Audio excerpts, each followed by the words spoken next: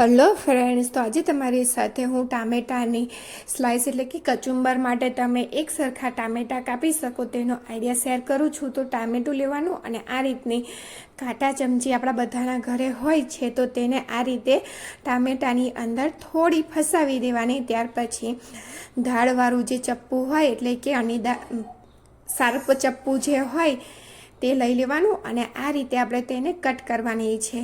જે કાંટા ચમચીના કાંટા આગળના છે તેના વચ્ચેના ભાગમાં આપણે ચપ્પુ નાખી અને એક સરખી સ્લાઇસ કરી લેવાની છે ટામેટાની. એટલે એકદમ સરસ રીતે એક સરખી ટામેટાની સ્લાઇસ કચુંબર માટે તૈયાર થશે. તો જો અહીંયા ચમચી મેં હટાવી અને થોડું છેલ્લે જે જાડો ભાગ હતો તેને આ રીતે મેં કટ કરી દીધો છે અને તમે જોઈ શકો છો કે એકદમ સરસ આપણી કચુંબર માટેની સ્લાઇસ તૈયાર થઈ ગઈ છે. ત્યાર પછી તે જ રીતે તમે ગાજરને પણ કટ કરી શકો છો કચુંબર માટે. તો જો ગાજરને પણ તે જ સેમ રીતે ચમચી ફસાવી દેવાની અને તેને નીચેથી આપણે ગાજરને ટામેટાને બંનેને નીચેથી જ પકડવાના છે. જો ઉપરથી તમે વધારે ચમચીને પ્રેસ કરીને પકડશો ને તો ટામેટું ફાટી જશે. ત્યાર પછી અહીંયા જો ચાના કપ આ રીતે તૂટી ગયો હોય છે તેનો જે કપ પકડવાનો ભાગ હોય છે જે તે તૂટી જાય છે તો તેને ફેંકવાનું નહીં, તેને ઉલટું કરી અને આ રીતે આપણે ચપ્પુ કે કાતરને પહેલાં ઘસી લેવાનો. ત્યાર પછી આ કપને ફેંકી દેવાનો, પણ પહેલાં આપણે આ રીતે તેનો ઉપયોગ કરી લેવાનો.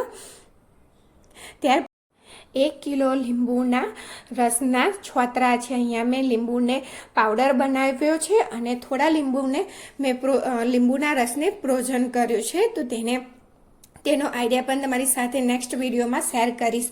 તો તે છોડા ફેંકવાના નહીં, તે છોડાનો બિલકુલ યુઝફુલી આઈડિયા અહીંયા તમને બતાવું છું. તો 1.5 લીટર જેટલું પાણી આપણે ગરમ થવા માટે રાખી દેવાનું. પાણી ગરમ થાય એટલે આ જે લીંબુના છોતરા છે તેને તેની અંદર ઉમેરી અને મીડિયમ ગેસની ફ્લેમ ઉપર ઢાંકીને 15 થી 20 મિનિટ માટે સરસ રીતે તેને ઉકાળી લેવાના. એટલે અહીંયા શું થશે, એક આપણું હોમમેડ ક્લીનર તૈયાર થઈ જશે. જ્યાં તમારે ચીકણા ડાઘા હોય કે પછી તમારે સ્ટેન્ડ સાફ કરવું હોય તો તે આસાનીથી સાફ થઈ જશે. તેટલું સરસ આપણું ઇફેક્ટિવ હોમમેડ ક્લીનર તૈયાર થશે. તો જો થોડીવાર પછી મેં તમને બતાવ્યું કે આ રીતે તે ઉકળી રહ્યું છે. ત્યાર પછી 15 મિનિટ પછી મેં ગેસ બંધ કરી દેવાનો છે. તો અહીંયા જો તમને બતાવું છું હવે હું ગેસ બંધ કરીશ અને તેને ઠંડુ થવા માટે રાખી દેવાનું. બિલકુલ ઠંડુ થઈ જાય ત્યાર પછી આપણે તેને આ રીતે ગાળી લેવાનું છે ગરણીથી.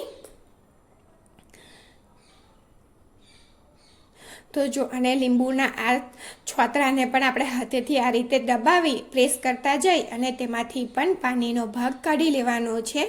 અને અહીંયા તમે જોઈ શકો છો કે આટલું બધું મિશ્રણ આપણું લીંબુના છાલમાંથી તૈયાર થયું છે. હોમમેડ ક્લીનર આપણું એકદમ સરસ તૈયાર થયું છે. આનાથી તમે ગેસ સાફ કરશો તો એકદમ સરસ રીતે સાફ થશે. તો અહીંયા તમે જે પણ ઘરમાં ડિશવોશ વાપરતા હોય એ મેં અહીંયા 1 ટેબલ સ્પૂન જેટલું ઉમેર્યું છે અને તેની સાથે જ 1 ટીસ્પૂન જેટલા ખાવાના સોડા એટલે કે બેકિંગ સોડા એડ કરી દેવાના. બંને વસ્તુને સારી રીતે આપણે મિક્સ કરી દેવાની છે. મિક્સ થાય એટલે આપણે તેને સ્પ્રે બોટલમાં ભરી દેવાની. તો અહીંયા જો મારી પાસે સ્પ્રે બોટલ અત્યારે નથી તો હું આ સાદી જ બોટલમાં ભરી રહી છું.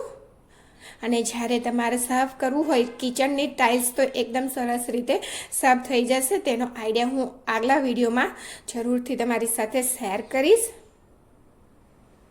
તો અહીંયા જો આ રીતે 2 બોટલમાં ભરી દેવાનું. ત્યાર પછી જો અહીંયા બીજો આઈડિયા એ છે કે કેળા આપણે ઉનાળો આવી રહ્યો છે, કેળા આપણે માર્કેટથી લાવ્યા હોય તો ઉનાળાની અંદર તે ખૂબ ઝડપથી પાકી જતા હોય છે. તો તે ઝડપથી ના પાકે તેટલા માટે તેને શું કરવાનું, તો આ રીતે કેળાને કોથળીમાંથી બહાર કાઢી લેવાના. ત્યાર પછી અહીંયા મેં ફોઇલ લીધું છે. આ ફોઇલ એ મેં પહેલાં યુઝ કરેલું હતું ને સારું હતું તો પછી મેં તેને ઘડી વાળીને રાખી દીધું હતું. એટલે કોઈ પણ વસ્તુ વેસ્ટ સમજીને પહેલાં તેને ફેંકી નહીં દેવાની.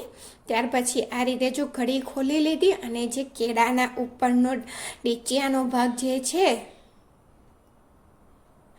તેની ઉપર આપણે આ રીતે ફોઇલ પેપરને વીંટી દેવાનું, એટલે આ કેળા જલ્દીથી પાકી અને બગડી નહીં જાય. તો થેન્ક યુ ફોર વોચિંગ.